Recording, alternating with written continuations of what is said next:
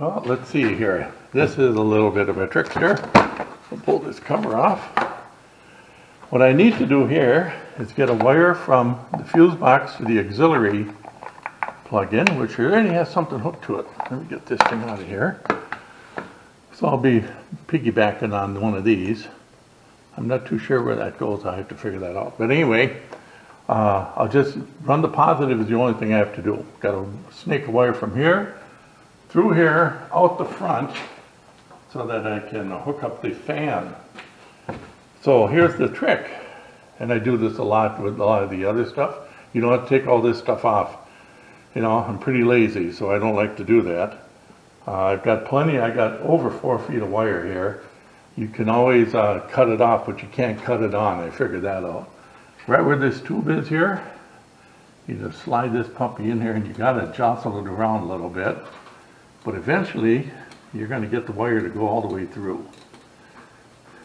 Sometimes it goes right in, sometimes you have to kind of play with it, and there she goes.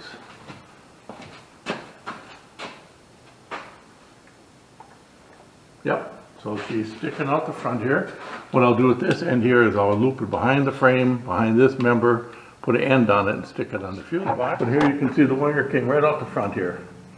And then I've got these wires here. One of them will go to the temperature switch, and the other one goes directly to this.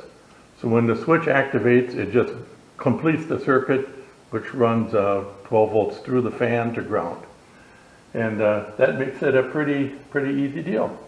So it really saves, you don't have to tear any plastic off. If you need to fish wires around to the front or anything, this is the way to do it. Okay, I got the front one all done. Now I got to get this up into here, and what I have is the other end of this rod. I just bent a little hook on it like that, and I just slip it in here, and it comes out here, and then I give myself some slack. Maybe about that much, and pull it right back up, and there we go.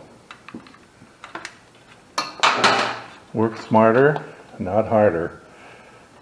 I've heard that someplace before. And then this guy here just loops around the frame, just like that. And so I'll cut off and I'll put an end on it here, and she's a rockin'.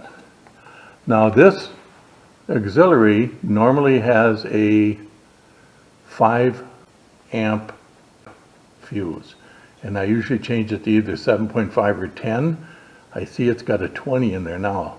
I better see what's hooked up to this, because the 20 is a little bit too much.